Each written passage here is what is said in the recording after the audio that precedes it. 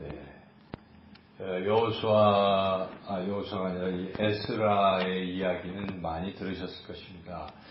에스라는 언제 때 사람이냐면 이제 바벨론 포로로 끌려갔다가 1차 귀환을 하고 또 얼마 뒤에 이제 2차 귀환을 할 때 그때 2차 귀환을 주도적으로 했던 사람이 에스라입니다.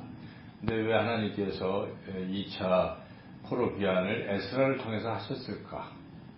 1차는 뭐 수룹바벨이라든지 이런 지도자들을 통해서 이렇게 했지만은 2차는 에스라를 택하셨는데 에스라는 어떤 사람이냐면 제사장, 그러니까 아론의 16대손 제사장이고 에스라는 그런 제사장 출신이었고 또 제사장이면서도 하나님의 말씀, 율법에 대해서 정통했던 사람이에요.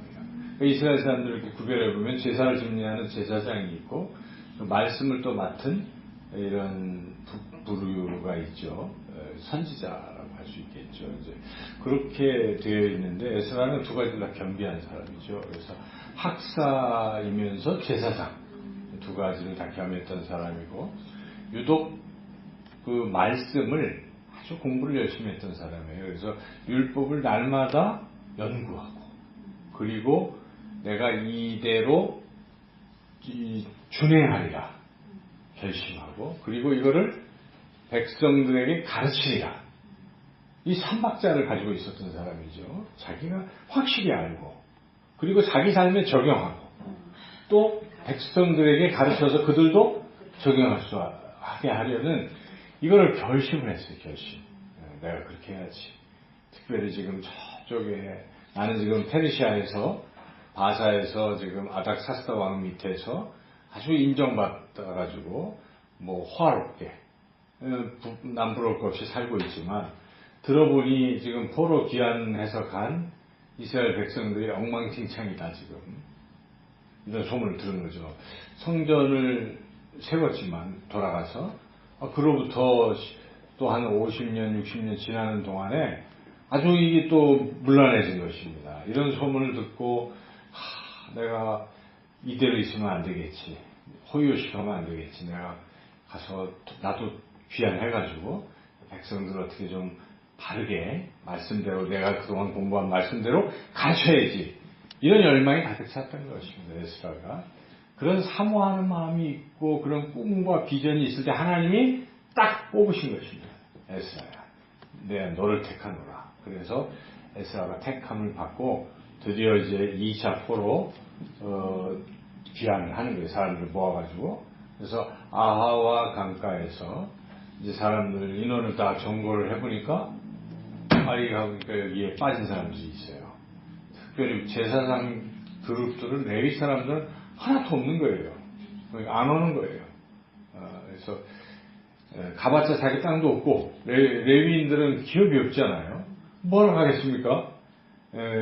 그리고 이미 그때쯤 됐을 때 레위 사람들은 땅도 없고 그 이스라엘 백성들이 하나님 안 섬기고 하니까 할 일도 없어요. 교회가 지금으로 말하자면 교회가 없는 거예요. 다 무너져 있고 그래서 레위 사람들은 안 오고 있는 거예요. 그래서 근데 에스라가 이거 개혁을 하려면 누가 필요합니까? 레위 사람이 필요한 것입니다. 말씀을 가르칠 사람들 혼자 가르칠 수는 없잖아요. 레위 사람들 제사 제도를 또 하고 그래서 레위 사람들을 쫙 모아가지고 데리고 온 것입니다. 쉽게 얘기하면 그래서 이제 가는 거예요. 그런데 그냥 자기 마음대로 간 것이 아니라 하나님께서 아닥사스다 왕을 감동시키셔가지고 보내라 이런 마음을 주시니까 아닥사스다 왕이 네가 좀 가봐라 하고 이제 보내게 된 것이죠. 이제 그런 가운데에서 대화를 나누면서 에스라는 아닥사스다 왕한테 우리는 군대도 필요 없고 하나님이 다 하십니다. 이런 큰 소리를 친 거예요. 그래놓고 막상 떠나게 되니까 어떻게 되겠습니까? 하나님이 다 해주신다고 하는데 왕이시여 군대를 좀 붙여주십시오. 우리 가는데 위험합니다. 말할 수가 없는 거예요. 그래서 에스라가 뭐 합니까? 이미 그렇게 됐기 때문에 그냥 전심으로 기도하는 것입니다. 아왕가에서 막 그게 이제 8장에 나오는 거예요. 8장에 막 7장인가요? 막 기도하는 거예요. 기도하는 내용은 하나님 우리를 좀 안전하게 보호해 주세요. 하나님이 보호해 주세요 하는 그 기도입니다. 평안하게 갈 수 있게 해달라는 그런 간절한 기도를 하는 거죠. 그래서 거기에 8장 15절에 보면 에스라가 레위 사람들을 막 이렇게 찾았잖아요.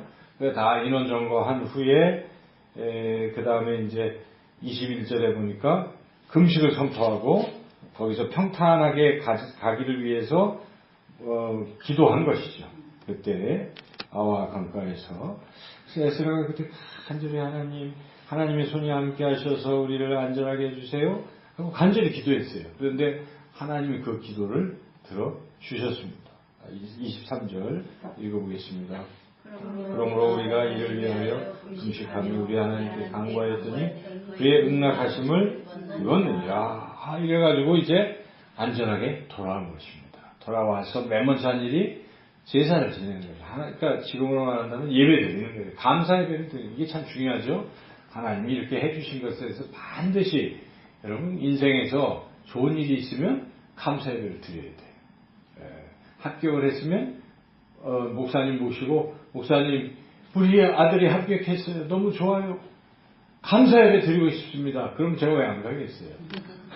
여러분 그렇게 하는 거예요. 신앙은 되기 전까지 막 기도하고 이러다가 되고 나서는 그래버리면 그건 안 돼요. 그래서 물론 주일에 와서 감사 예배를 드렸으니까 그 케이스는 그렇지만은 우리가 인생에서 좋은 일이 있을 때 특별히 감사 예배 드리는 걸 하나님 참 기뻐하십니다. 그래서 여기에 에스라가 뭐합니까? 오장 도착하자마자 사람들에게 같이 쭉 해가지고 지금 제물을 드리면서 하나님 앞에 제물을 쭉 드리고 이제 예배를 드린 것입니다. 성전에 쭉 한 것이 나오죠.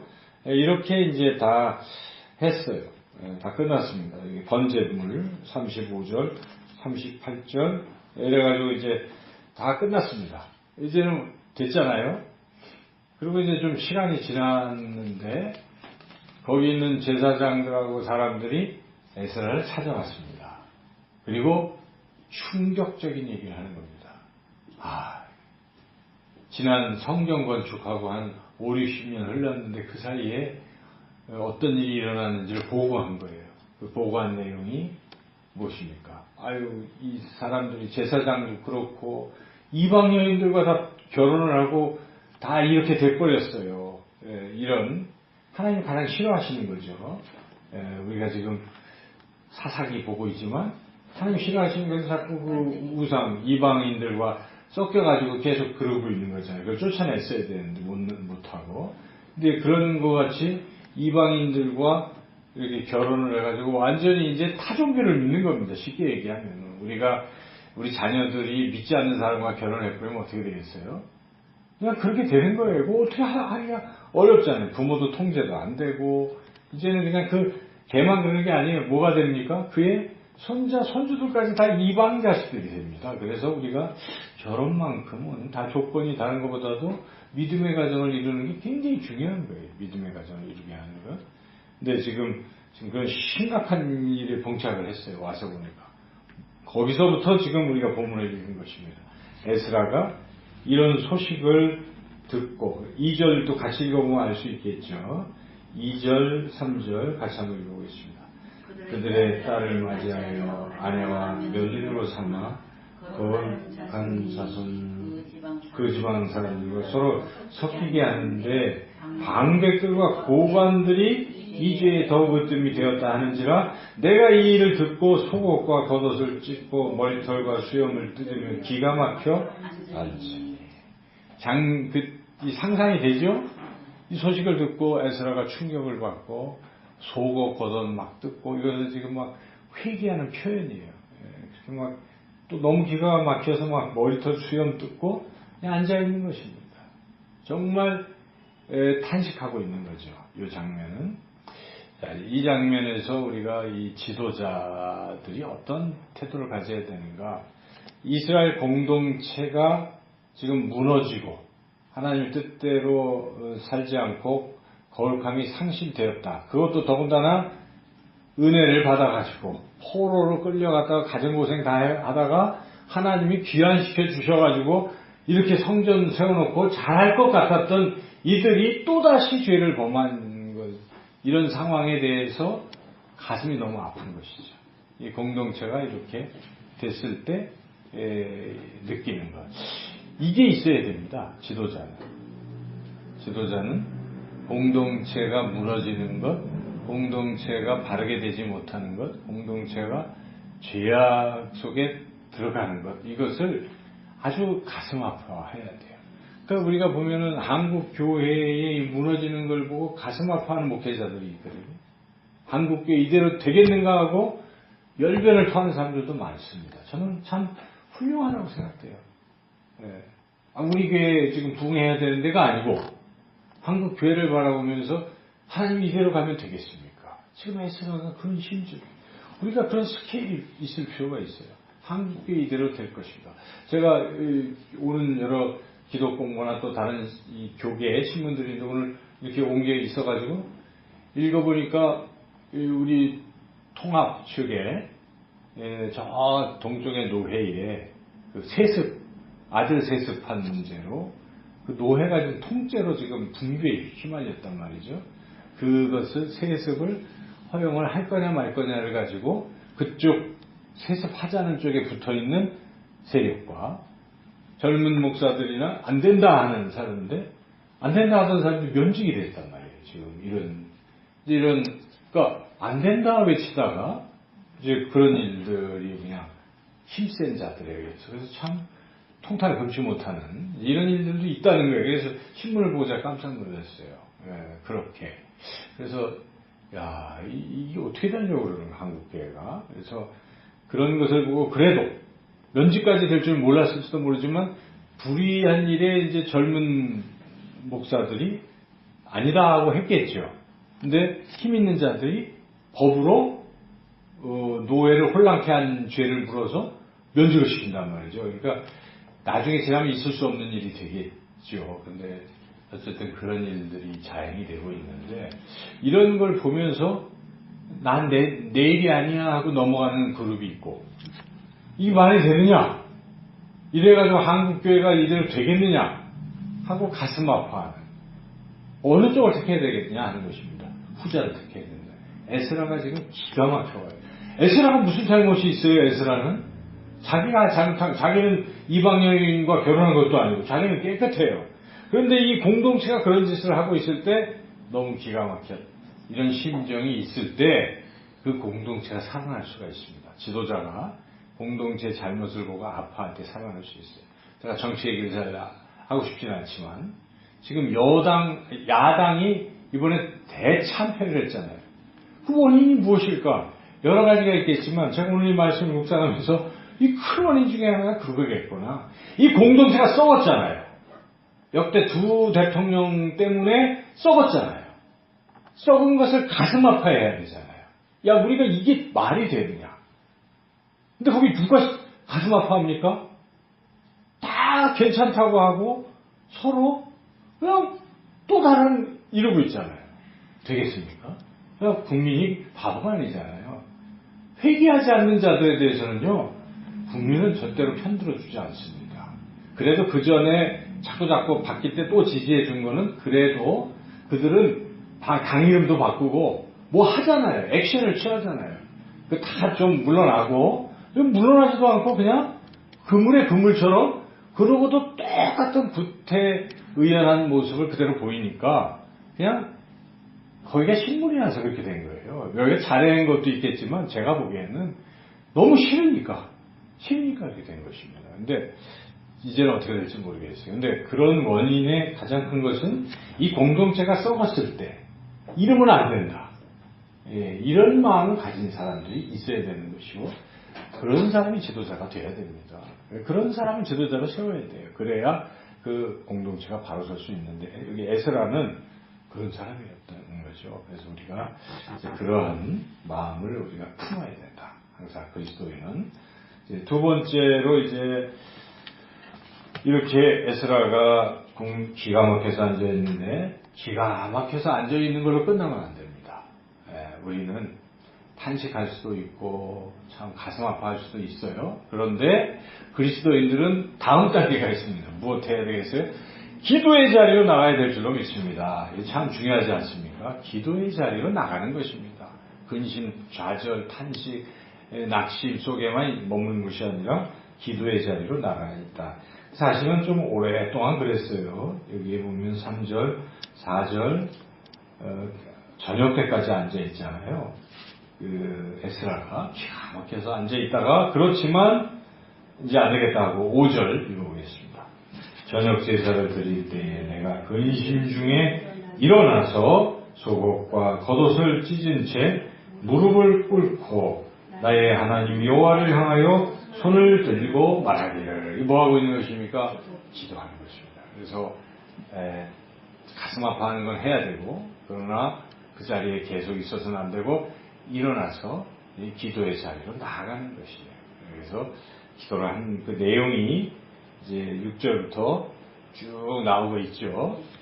이 기도의 내용은 또 무엇인가를 우리가 좀 면밀하게 볼 필요가 있어요. 첫째는 죄악을 회개하는 기도예요. 그런데 이 부분에서도 에스라는 죄진 게 없잖아요, 자기가. 그런데도 공동체의 죄악이 자기 죄악이라고 생각하는 것입니다. 저는 이 본문을 보면서 우리는 공동체가 잘못하면 보통 공동체를 욕하는 쪽으로 많이 가잖아요. 썩었다고. 저도 한국교회가 썩었다고만 할 것이 아니라 그 한국교회에 제가 교인이고 제가 목사이니 제 잘못도 큽니다 하는, 내 잘못입니다 하는 생각을 먼저 가질 필요가 있어요. 그래야 공동체 하나가 되는 것이죠. 여기에 6절이 그것이죠. 6절 읽어보겠습니다. 말하기를 나의 하나님이여 내가 부끄럽고 낯이 뜨거워서 감히 나의 하나님을 향하여 얼굴을 들지 못하오니 이는 우리 죄악이 많아 정수에 넘치고 우리 허물이 커서 하늘에 미치미니이다. 우리라는 말에 우리가 주목할 필요가 있어요. 쟤네들의 죄악이가 아니에요. 그죠? 우리, 나도 이 공동체, 나도 같이 죄인입니다.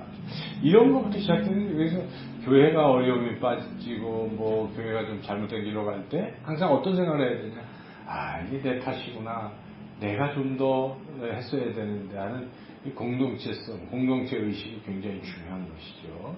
특히 목회자는 어려움이 처음에 이게 다 내 탓입니다, 내 잘못이다 하는 그런 마음부터 품을 수 있어야 돼요. 그래서 이렇게 죄악을 이제 먼저 고백하고 철저히 고백합니다. 7절, 8절 이런 것은 이제 조상들부터 조상들까지도 죄까지 여기다 다 또 얘기하는 거예요.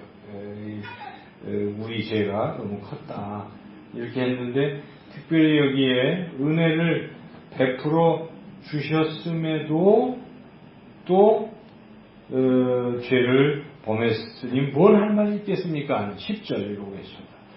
우리 하나님이여 이렇게 하신 후에도 우리가 주의 계명을 저버렸사오니 이제 무슨 말씀을 하오리까? 더 할 말이 없습니다. 요구 무언입니다 하는 거예요. 그죠?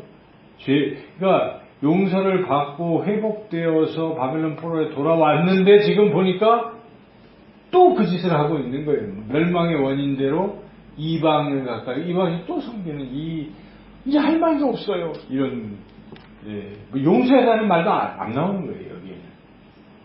그래서 참 우리가 용서라는 말을 하기도 참 어려울 때도 있잖아요. 용서해라는 말을 할 수가 없어요. 그냥 제가 잘못했어요 하지만 우리가 얘기할 수가 있어요. 그렇잖아요. 잘못했는데 이걸 용서해 주세요를 말하기가 어렵잖아요. 너무 죄가 크면 그냥 잘못했습니다, 차라리 용서하지 마시고 죽여주십시오, 이렇게 하잖아요, 진짜 회개하는 사람은. 근데 잘못했다는 얘기보다도 용서해달라는 거, 자기 살궁리만 먼저 하게 되면 그건 진정한 회개가 아닐 수도 있어요. 근데 지금 에스라는 너무 죄악이 커서 용서해달라는 말도 안 나오는 거죠. 그래서 그냥 잘못했습니다 하고 가만히 있는 것이죠. 자, 이렇게까지 철저히 죄악에 대해서 회개할 수 있어야 된다 하는 것이고요. 그 다음에 용서도 중요한데 더 중요한 기도가 있습니다. 이제는 다시는 그렇게 하지 않게 해달라, 결단하는 기도가 필요하다는 것입니다. 우리가 이 죄를 졌잖아요. 또 이 죄를 지면 안 되잖아요. 그러니까 기도에 꼭 포함되어 있게 뭡니까? 이제는 다시는 이런 죄를 범하지 않게 해달라는 그러한 결단의 기도가 굉장히 중요하죠. 지금 여기서 잘못했다는 얘기만 쭉 하고 12절은 결단의 기도입니다. 12절 같이 보겠습니다. 그런즉 너희 여자들을 그들의 아들들에게 주지 말고 그들의 딸들을 너희 아들들을 위하여 데려오지 말며 그들을 위하여 평화와 행복을 영원히 구하지 말라. 그리하면 너희가 왕성하여 그 땅에 아름다운 것을 먹으며 그 땅을 자손에게 물려주고 영원한 유선으로 물려주게 되리라 하셨나이다. 예, 그래서 이제는 그렇게 하게 해 주십시오. 이런 어떤 결단에 이런 마음이 여기 들어가 있는 것입니다. 그렇게 하셨는데 못했는데 이제는 그렇게 하게 해달라는 이제 그러한 기도를 이제 드릴 필요가 있습니다. 이런 결단의 기도가 필요한 것이죠.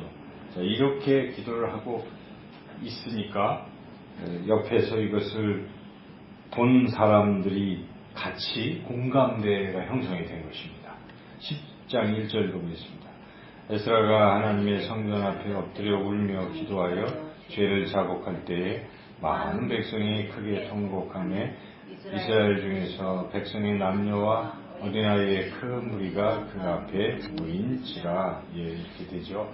이 장면이 바로 지금 야당들이 봐야 될 장면 같아요. 저는 이걸 보면서. 그렇죠? 야당의 지도자가 에스라 같은 지도자가 나서 정말 진정으로 참회하고 다시는 정계에 발을 들여놓지 않고 깨끗하게 물러나는 이러한 확실한 해줄 수 있겠죠. 희생양이 되고 진심으로. 그럼 감동이 되지 않겠어요? 사람들이 변하는 거예요. 보수 세력이 변할 수 있습니다. 그런 살신성이 나는 사람이 여지가 없잖아요.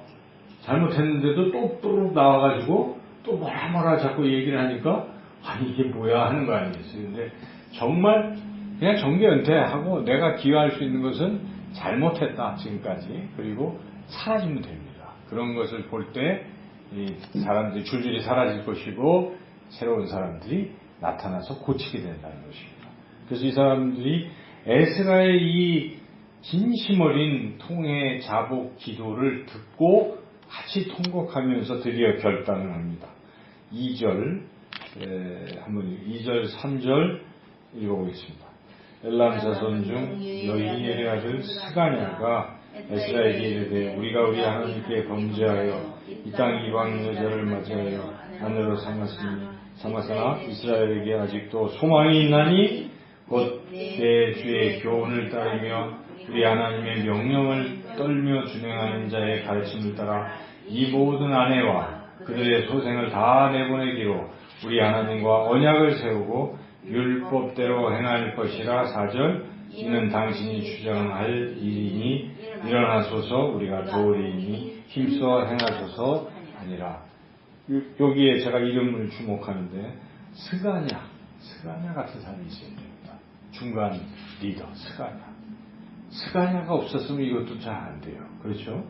에스라가 막 울면서 진정 어린 통해 자복 기도를 했을 때 그것을 뒷받침해 준 사람이 있었습니다. 스가냐입니다. 스가냐가 에스라예요. 이제 일어나십시오. 우리가 진짜 다 우리 아내들 다 보내기 쉽겠습니까?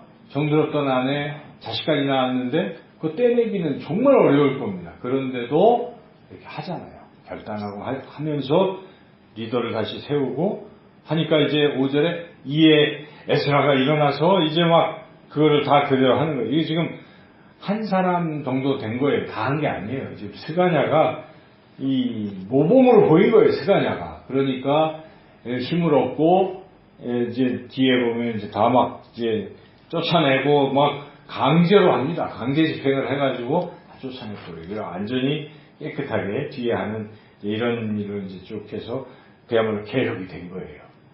이방 여인과의 그런 관계들이 다 청산되었다. 에스라가 온 목적이 달성이 된 것입니다. 에스라가 와서 이 말씀대로 하리라 이렇게 돼. 이 이제 우리가 마지막 장면 이야기를 같이 나누었습니다. 이야기 속에서 이제 우리는 중요하게 여겨야 될 것이 우리는 중보 기도자들입니다. 중보 기도자들은 어떤 태도를 해야 되는가 항상 공동체의 죄악을 깊이 생각할 필요가 있어요. 그냥 공동체, 교회를 깊이 생각해 볼 필요가 있어요. 그리고 그 교회의 아픔과 어려움은 곧 나 때문이고 나의 아픔이며 나의 어려움이라는 이런 의식이 생겨야 되고, 그리고 잘못된 것이라면 정말 에스라와 같이 진정으로 통회하고 기도하고, 그리고 그 기도 속에는 잘못된 것뿐만 아니라 이제는 다시는 그렇게 하지 않는 그런 전철을 밟지 않는 공동체가 되게 해달라고 이렇게 또 기도하고 그렇게 나아가는 그런 에스라와 같은 그런 저와 여러분이 되시기를 주님의 이름으로 축원합니다.